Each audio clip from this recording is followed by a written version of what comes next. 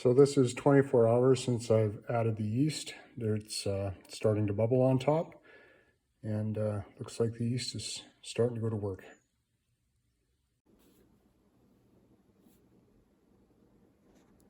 I shouldn't really bump it open too much to check on it, but anyways, that's what it looks like. This is day 2.5. You can hear it sizzling away in there.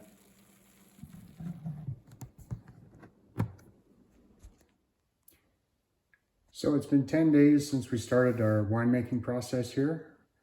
The yeast has been in the primary for about 6 days, and it went pretty hard and then it stopped. So I think that it's probably done.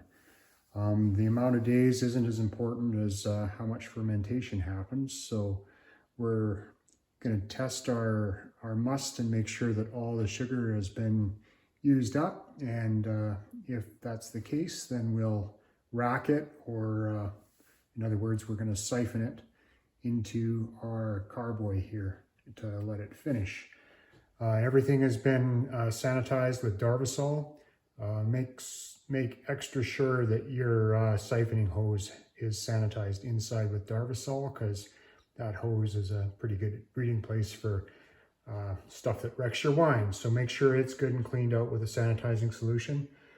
And there's a bunch of different ways to start the siphon. Some people just suck on the hose, but I figure if it's all sanitized and stuff, I've got a straw I just have stuck on the end there that's been sanitized and rinsed. So I'll start the siphon with the straw and then pull the straw out.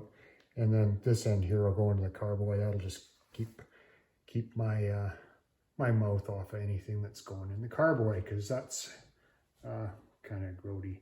So that's what we're going to do. So this is what it looks like.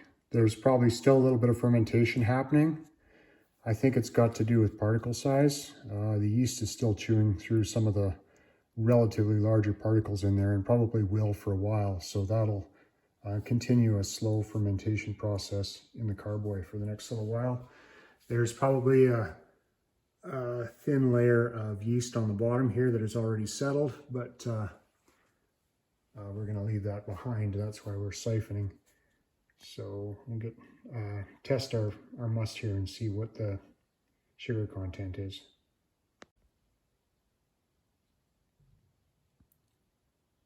So not sure if you can make that out, but you can see that our potential alcohol has fermented all the way down to 0, maybe a little less than 0. Water is 0 and alcohol is, I think, a little bit lighter than that. So all the sugar has been used up. So the fermentation is relatively done.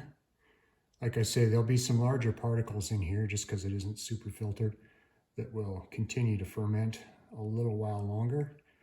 And so that'll be a finishing process that takes place in the carboy.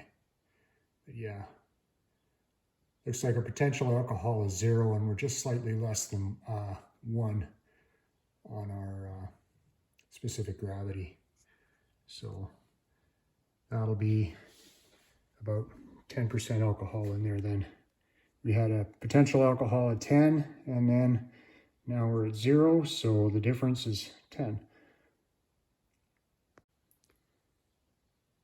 The idea of the siphon hose here is to siphon off the wine and to leave as much of the sediment behind. And we don't want to introduce any more oxygen than we have to, because oxygen plus wine is, if you get too much in there, it turns into vinegar. And we'd have a really nice vinegar, but it wouldn't be a very good wine. So I can't film and do everything at the same time. I'm just going to start by sucking on the straw. And then once the wine comes down the tube here, I'll pull the straw out and stick the clean end into our carboy. You'll notice our carboy is just a little bit lower than the bottom of our primary. And yeah, we'll get the siphon going here. So getting it started without making a mess is always tricky, but I think we managed. So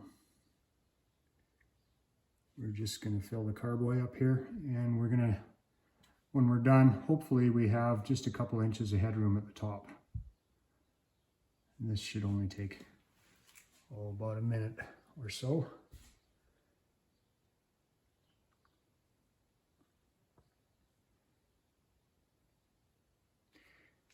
It's nice not to have your primary too much higher than your carboy, because if you get a whole bunch of suction, things go really super fast, but then there's a lot more disturbance and it sucks up a lot more stuff from the bottom of your primary than you want to.